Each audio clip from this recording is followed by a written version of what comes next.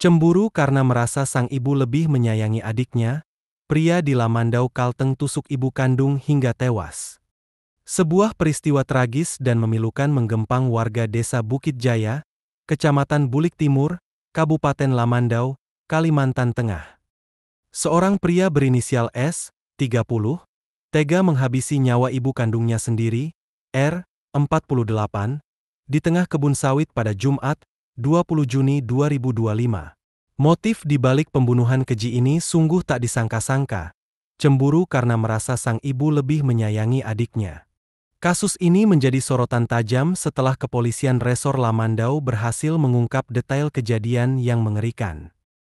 AKBP Joko Handono mengungkapkan bahwa sebelum melancarkan aksinya, tersangka S telah melakukan persiapan matang yang mengerikan.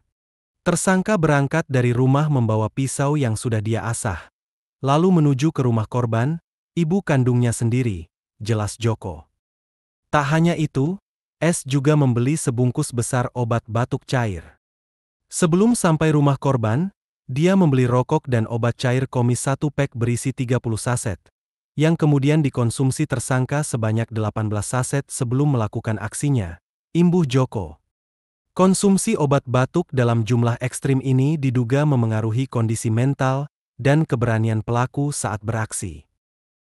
Tersangka kemudian mengamati sekitar rumah korban. Tak lama berselang, ia melihat korban R dan adiknya melintas menuju sekolah melalui jalan pintas di perkebunan kelapa sawit. Dengan cepat, tersangka mengikuti korban sambil bersembunyi di antara pohon kelapa sawit, menunggu momen yang tepat. Tak lama kemudian tersangka melihat korban berjalan sendirian dari sekolah menuju ke rumah melalui jalan sebelumnya. Melihat hal tersebut, tersangka menyerang korban dari belakang dengan menusukkan pisau ke arah punggung korban berulang kali sehingga korban terjatuh ke tanah, terang Joko.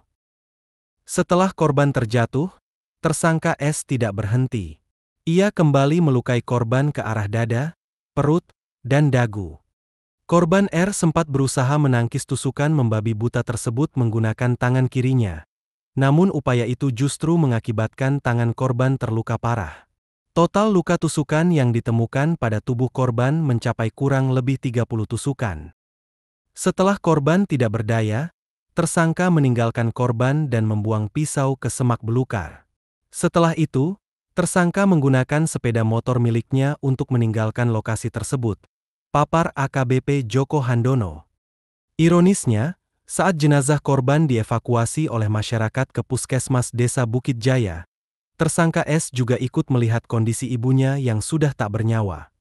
Motif pembunuhan ini karena tersangka sakit hati kepada korban, karena menurut tersangka, korban lebih menyayangi adiknya dibandingkan dengan tersangka sendiri, terang Joko.